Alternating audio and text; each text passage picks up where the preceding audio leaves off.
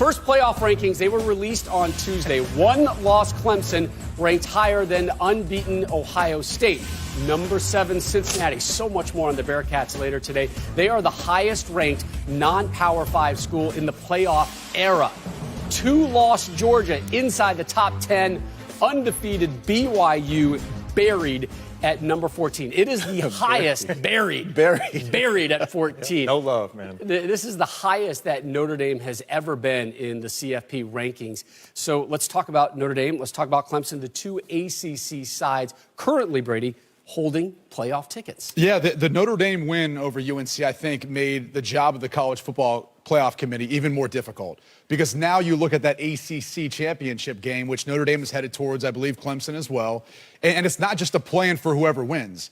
I think in a scenario where even if Notre Dame were to lose, when you look at their resume and what they've done this year, given the amount of games they've played, given how they've looked, they've already beat Clemson once. And you could say backup quarterback, backups on defense. It doesn't matter. They really kind of dominated that game. And DJ Uiagalelei passed for over 400 yards in that game. Yeah. I mean, it wasn't like Trevor Lawrence was going to come in and save them. Etienne was the one that struggled. So I think they've made it more difficult now for the College Football Playoff Committee, which, like, it's already gotten more difficult now with Ohio State and some of these Big Ten issues. It's like having, peanut butter and jelly sandwich without the jelly. You gotta make sure. Coach is about to walk up out of here. We've got an opportunity to evaluate these teams, but in my mind, I think Notre Dame, they're destined for the playoff. You guys look at me. Tell me this team doesn't get in. Tell me they're not one of the top 4 teams. You'd be lying based on what they've done this year. Oh, man. Well, listen. He's wearing the green. It's all about it. Yeah, you know what? This green, this Notre Dame green, man, I can get used to this, Brady. These colors are kind of nice. You look good, man. You look good.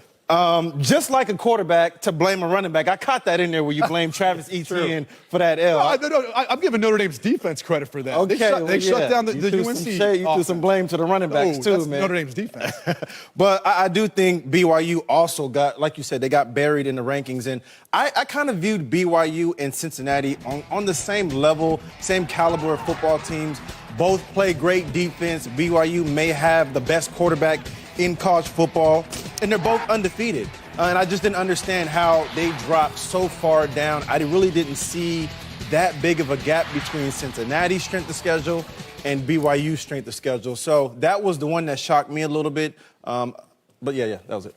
I think when you look at the schedule, the Pac-12 is in trouble, and clearly with Oregon losing, USC missing a game today.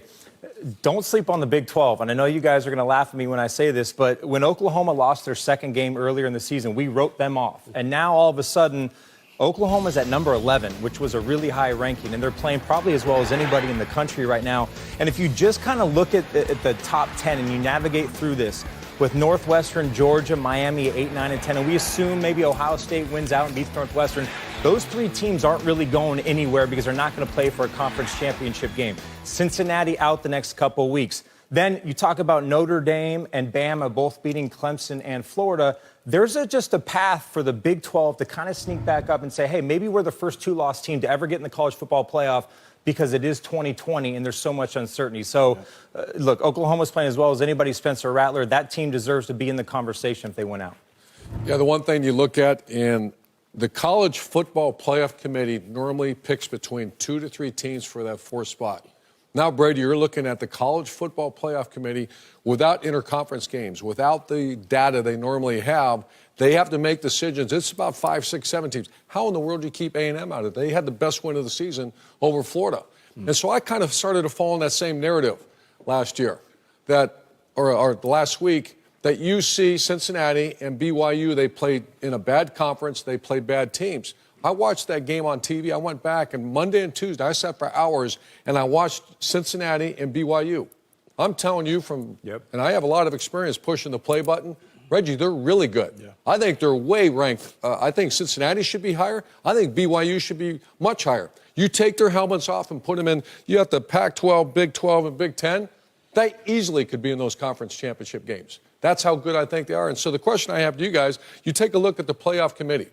This is the College Football Playoff Committee. You have ADs, 7 ADs, 2 former coaches, 2 former players. The thing that's interesting, 10 of the 13 have played college football. So they have some experience. They're very, obviously experienced, well thought of people on the committee. The question I have for you guys is this. When eye test is this important, who is pushing play on the clicker, and what are you watching? Yeah. Right. So if you start talking about eye test and you've never done this, then to me you're a data analysis. You're simply looking at yards per game, total offense, total defense, but you don't have the same. Some teams are playing 5, some are 7, some 10, some are playing in a really tough conference, some are people quite actually playing in an awful conference right now. Who is making that decision? It is never in the history of BCS and CFP. It has never been more important, the two words I can't stand, eye test, but who's doing this? I'm curious. Who has experience pushing play and then writing down, making that? You have 2 former coaches. Will they run the room? I imagine they will.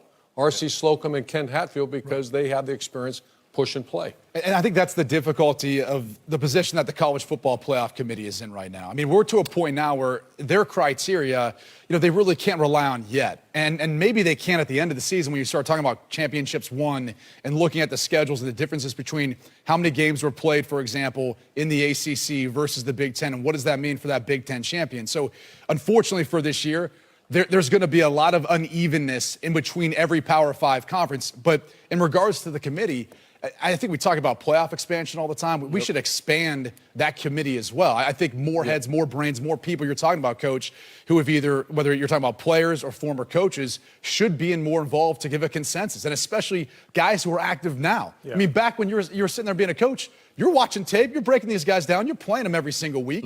That input is something that I still think we need. So the college football playoff, we always talk about expansion, going to 8 teams. Why not even expanding the committee? One quick thing before we move.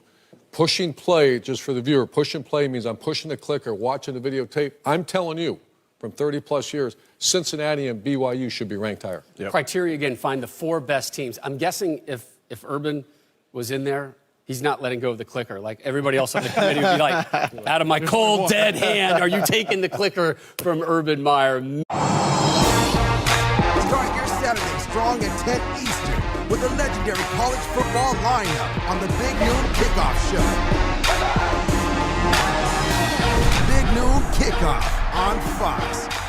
Hey, thanks for watching. If you enjoy that clip, make sure you click subscribe somewhere down here. From game highlights to exclusive interviews and rankings, we've got everything you need as a college football fan right here, College Football on Fox.